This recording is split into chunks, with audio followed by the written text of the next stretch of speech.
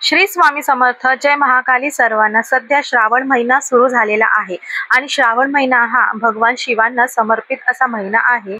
माता पार्वतीने कठोर तप करून या दिवशी श्रावण महिन्यामध्ये भगवान शंकरांना प्रसन्न करून घेतले होते. चातुर्मासामध्ये हा पृथ्वीचा भार जो आहे ते विष्णू भगवान हे स्वतः भगवान शंकरांकडे म्हणजेच महादेवांकडे ते समर्पित करतात. त्यामुळे आपल्याला या काळामध्ये श्रावण महिन्यामध्ये भगवान शिवांची उपासना पूजा करायची असते. या काळामध्ये भगवान शिवशंकर पृथ्वीवरती भ्रमण करत असतात. त्यामुळे शिवभक्त हे या काळामध्ये अधिक प्रमाणामध्ये पूजा करत असतात. तसेच या महिन्यामध्ये शिवभक्त कावड घेऊन देखील येतात आणि गंगेच्या पाण्याने शिवलिंगावर अभिषेक करतात. भक्तांच्या भक्तींवरती शिव या महिन्यामध्ये प्रसन्न होतात. तसेच श्रावण महिना भगवान शिवशंकरांना प्रिय असल्याने शिवशंकर भोलेनाथ हे भक्तांच्या सर्व त्रास, संकट, अडचण दूर करतात. आणि श्रावण महिन्यामध्ये प्रत्येक मंदिरामध्ये, संपूर्ण भारतामध्ये प्रत्येक घरामध्ये हर हर महादेव, हर हर महादेव असे स्वर देखील गुंजतात. श्रावणातील प्रत्येक सोमवारी सर्व महादेव मंदिरामध्ये शिवांचे पूजन एका विशिष्ट पद्धतीने केले जाते. याचे कारण म्हणजे श्रावण महिन्यामध्ये शिव आणि पार्वती यांच्या पूजनाचे अनन्यसाधारण महत्त्व आहे. हिंदू धर्मग्रंथामध्ये अधिक प्रमाणामध्ये वर्णन केलेले आहे. तर आपण देखील सर्वांनी या महिन्यामध्ये पूजा उपासना अवश्य करावी. त्याचबरोबर आपल्याला श्रावण महिन्यामध्ये एका झाडाची देखील पूजा करायची आहे.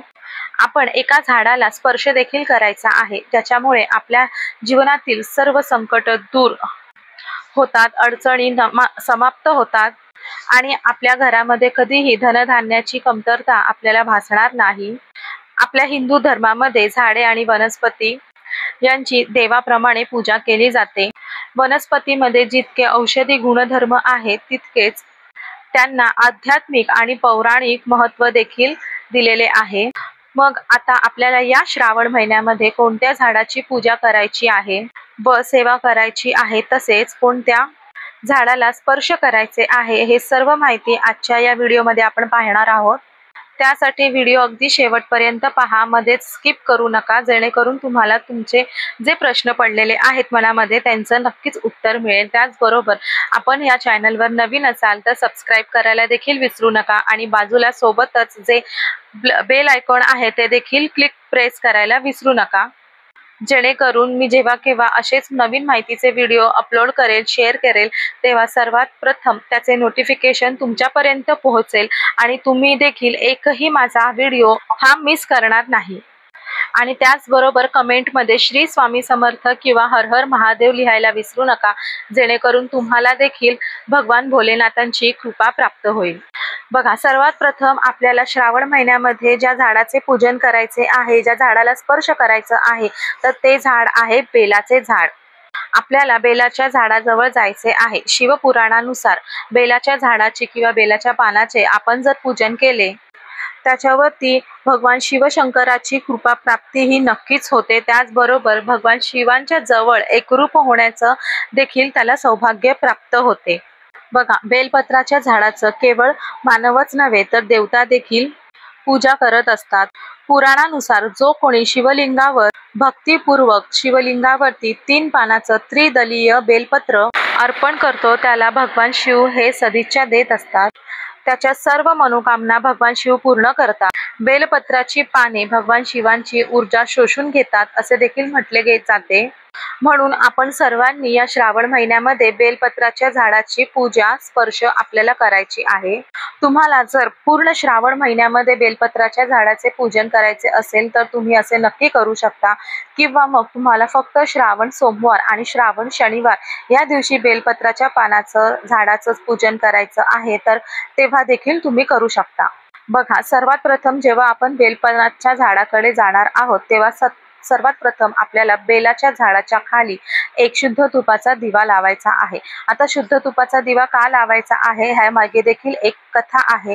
तर ती अशा प्रकारे आहे.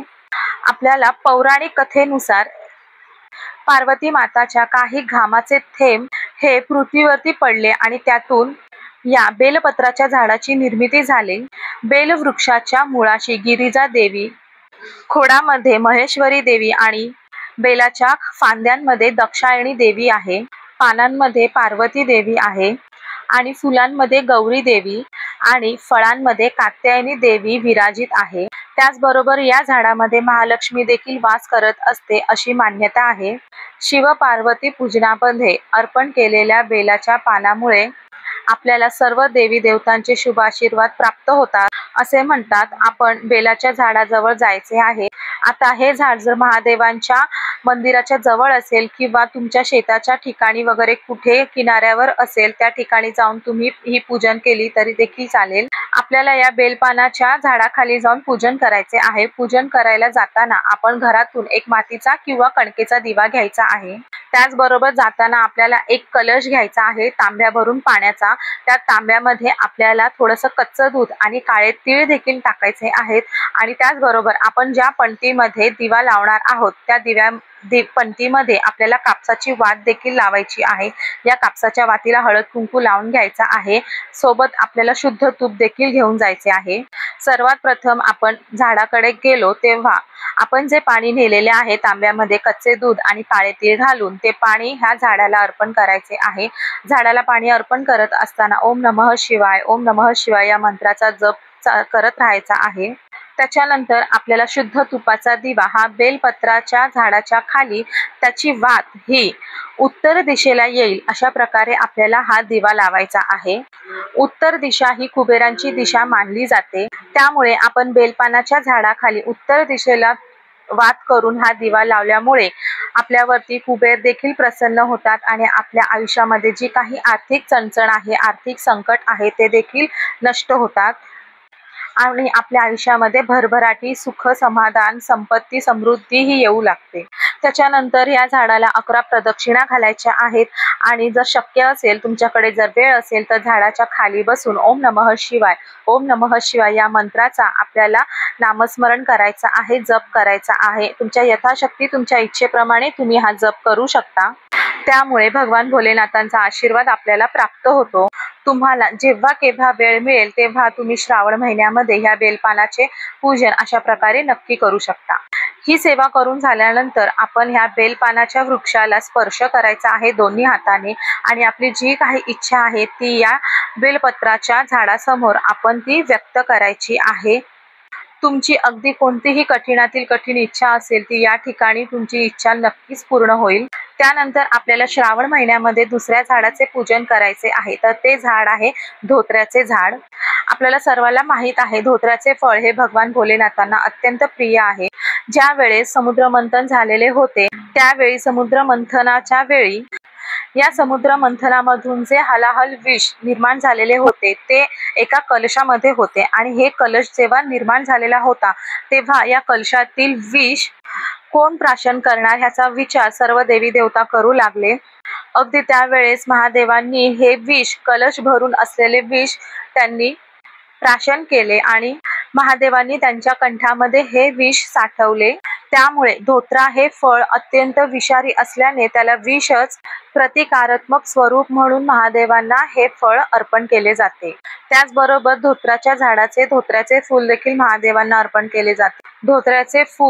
धोत्र्याचे फळ हे विषारी असल्यामुळे महादेवांना ग्रहण करणे शक्य नसल्यामुळे आपण जे हे धोत्र्याचे फूल आणि फळ महादेवांच्या चरणांपाशी ठेवतो हे फळ आपण हे तुम्ही तुमच्या जवळ नक्कीच ठेवू शकता. त्यामुळे महादेवाचा आशीर्वाद आपल्याला प्राप्त होतो. धोत्र्याच्या झाडाची देखील पूजा सेवा आपल्याला करायची आहे. त्याच्यानंतर तिसरे झाड आहे तर ते म्हणजे शमीचे झाड. शमी हे वृक्ष शनीच्या संदर्भात आहे. शमी हे आपल्या जीवनातील सर्व वेदना आणि त्रास कमी करण्याचे काम करत असतो. या वनस्पतीची रोज पूजा करणे देखील शुभ मानले जाते. या श्रावण महिन्यामध्ये तुम्ही शमीचे झाड घरी आणून त्याचे विधिवत पूजन करू शकता. पुराणानुसार भगवान श्रीराम यांनी लंकेवरती हल्ला करण्याच्या अगोदर शमी या झाडाचे पूजा आणि सेवा केली होती. तर आपण देखील या झाडावर जवळ आपल्याला शुद्ध तुपाचा दिवा लावायचा आहे आणि शमीच्या झाडाला कच्चे दूध आणि शुद्ध जल एकत्र करून हे पाणी आपल्याला शमीच्या झाडाच्या मुळाशी अर्पण करायचं आहे। शमीच्या झाडाला हळद कुंकू अर्पण करायचा आहे। अक्षता अर्पण करून झाल्यानंतर ओम नमः शिवाय या मंत्राचा 11 वेळा आपल्याला जप करायचा आहे आणि शमीच्या झाडाजवळ उभं राहून आपण आपल्या ज्या काही इच्छा आकांक्षा आहेत त्या पूर्ण होण्यासाठी प्रार्थना करायची आहे। भगवान महादेवांना शमीचे पान आणि बेलाचे पान हे अत्यंत प्रिय आहे, म्हणून भगवान महादेवांना शमीचे पान बेलपान अर्पण करणे अत्यंत शुभ मानले जाते। शमीच्या झाडाची पानं अगदी छोटी छोटी असतात। ज्याप्रमाणे चिंचेचे झाड भले मोठे होते अगदी त्याप्रमाणे शमीचे झाड देखील मोठे होते। त्याचबरोबर शमीचे झाड हे 3 ते 4 हजार वर्षापर्यंत जगते, एवढं हे वृक्ष जुने असते। तुम्ही एखाद्या जुन्या कालन मंदिरामध्ये जर गेला असाल तर त्या ठिकाणी तुम्हाला हे नक्कीच पाहण्यामध्ये आलेलं असेल। तुम्ही शमीचे झाड हे श्रावण महिन्यामध्ये खरेदी करून घेऊन आपल्या घरामध्ये कुंडीमध्ये देखील लावू शकता। याची पानं अगदी चिंचेच्या पानासारखी छोटी छोटी असतात। प्रत्येक पूजापाठ जेव्हा आपण करतो तेव्हा देखील या शमीच्या वृक्षाची पानांना विशेष असे महत्त्व असते। आपण जेव्हा केव्हा कोणत्याही शुभ कार्यासाठी घरातून बाहेर जाऊ किंवा एखादी डील करण्यासाठी बिझनेसचं काही काम असेल त्याच्यासाठी जेव्हा बाहेर पडतो तेव्हा जर फक्त आपली नजर ह्या शमीच्या झाडावर जरी पडली तरी देखील आपलं काम जे आहे ते 100% पूर्ण होते, 100% यश आपल्याला मिळते। आपल्याला आपल्या कामामध्ये कोणत्याही प्रकारचं व्यत्यय येत नाही। त्या व्यक्तीच्या जीवनामध्ये भरपूर प्रमाणामध्ये सुख समृद्धी त्या व्यक्तीला अनुभवायला मिळते। म्हणून आपण आपल्या घराच्या बाहेर कुंडीमध्ये का होईना अगदी छोटेसे तरी श्रावण महिन्यामध्ये शमीचे झाड, शमीचे रोप नक्की लावावे। शमीच्या झाडाचा संबंध भगवान शिवशंकर आणि शनिदेव या दोघांशी देखील येत असतो। त्यामुळे आपण आपल्या घराच्या अंगणामध्ये दारामध्ये शमीचे झाड लावल्याने सुख समृद्धी आनंद आपल्या घरामध्ये येत असतो। त्याच्यानंतर आपण श्रावण महिन्यामध्ये केळीच्या झाडाचे देखील पूजन करू शकतो। जगाचे पालनहर्ता भगवान विष्णू हे ह्या झाडामध्ये वास करतात असे म्हटले जाते। केळाच्या झाडामध्ये त्याचे मूळ आणि पान हे बृहस्पती मानले जाते। केळीच्या झाडाचे पूजन केल्यामुळे लोकांच्या सर्व प्रकारच्या समस्या दूर होतात आणि त्याच्या सर्व मनोकामना पूर्ण होतात। केळीच्या झाडाचे खोड हे समृद्धीचे प्रतीक मानले जाते, म्हणूनच गणपती पूजनाच्या वेळी अनेक ठिकाणी केळीची पाने ही श्री गणेशांना अर्पण केली जातात। भगवान विष्णू आणि महालक्ष्मी यांच्या दोघांच्याही पूजेमध्ये त्यांना केळीचा भोग हा दिला जातो। केळीची पाने, केळीची फुलं आणि फळे ही पूर्ण धार्मिक विधीमध्ये वापरली जातात। केळीच्या झाडाचे पूजन करत असताना आपण एक लोटाभर म्हणजे तांब्याभर आपण शुद्ध पाणी घेऊन जायचं आहे आणि त्याच्यामध्ये चिमूटभर हळद घालायची आहे आणि हळद असलेले घातलेले पाणी आपण हे केळीच्या झाडाला अर्पण करायचे आहे। हळद भगवान विष्णू आणि महालक्ष्मीला अत्यंत प्रिय आहे। असे केल्यामुळे आपला गुरुग्रह देखील बळकट होतो। मग आपल्याला विष्णू भगवान महालक्ष्मीची कृपा प्राप्त करण्यासाठी आणि आपला गुरु बळकट करण्यासाठी आपल्याला केळीच्या झाडाला पाणी आणि चिमूटभर हळद मिश्रित झालेले पाणी आपण हे अर्पण करायचे आहे आणि त्याच्यानंतर एक शुद्ध तुपाचा किंवा तेलाचा दिवा तुम्ही इथे लावायचा आहे। दिवा लावताना देखील दिव्यामध्ये चिमूटभर हळद आपल्याला घालायची आहे, टाकायची आहे आणि त्याच्यानंतर आपल्याला 11 वेळा प्रदक्षिणा केळीच्या झाडाची करायची आहे। प्रदक्षिणा करत असताना ओम नमो भगवते वासुदेवाय नमः, ओम नमो भगवते वासुदेवाय नमः या मंत्राचं आपल्याला नामस्मरण करत राहायचं आहे। त्याच्यानंतर आपली जी काही इच्छा आहे, आपली जी काही मनोकामना आहे ती केळीच्या झाडाजवळ जायचे आहे। आपले दोन्ही हात केळीच्या झाडाला लावायचे आहे आणि केळीच्या झाडासमोर आपली जी काही प्रार्थना आहे ती व्यक्त करायची आहे। मग तुमची कोणतीही कठीणातील कठीण इच्छा आहे ती देखील तुम्ही या केळीच्या झाडाजवळ सांगू शकता। घरामध्ये पैसा येतो परंतु तो स्थिर राहत नाही, नोकरीमध्ये काहीतरी प्रॉब्लेम्स येत आहेत, आपलं व्यवसाय आहे ते चांगलं चालत नाही, जे काही तुमचा प्रॉब्लेम आहे ते तुम्ही या ठिकाणी बोलू शकता। बघा असं देखील सांगितलेले आहे की ज्यांना नोकरीमध्ये खूप प्रकारे अडचणी येत असतात त्यांनी एकतरी केळीचे झाड हे नक्की लावावे। जसे जसे केळीचे झाड वाढते तसे तसे तुमच्या नोकरीमध्ये, तुमच्या आयुष्यामध्ये देखील तशी प्रगती होत जाते।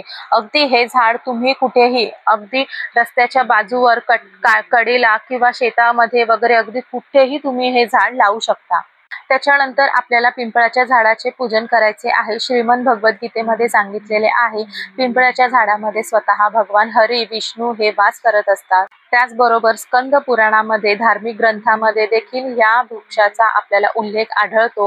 पिंपळाच्या वृक्षाच्या मुळाशी भगवान विष्णू वास करतात, त्यांच्या खोडामध्ये स्वतः नारायण, फांदीमध्ये श्रीकृष्ण वास करतात असे सांगितले जाते।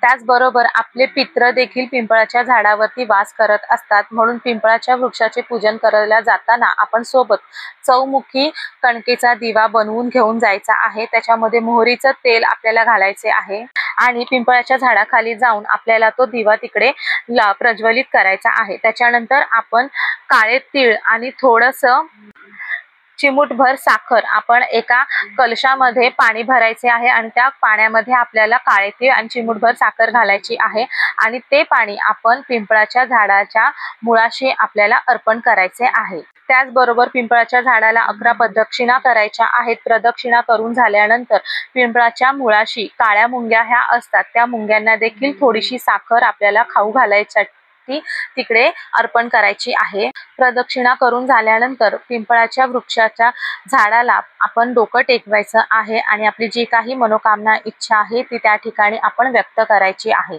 मग तुमची कोणतीही अगदी कठीणातील कठीण इच्छा असेल ती देखील पूर्ण होईल। तुम्ही हा उपाय जर श्रावणी शनिवारच्या दिवशी केला तर नक्कीच तुम्हाला ह्याचा लाभ 100% होईल।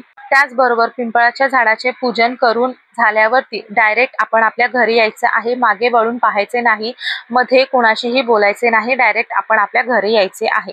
आजची माहिती तुम्हाला आवडली असेल तर नक्कीच आपल्या या माहितीला व्हिडिओला लाईक करा, जास्तीत जास्त शेअर करा आणि आपल्या चॅनलला सबस्क्राईब देखील करा आणि कमेंटमध्ये हर हर महादेव लिहायला विसरू नका। श्री स्वामी समर्थ।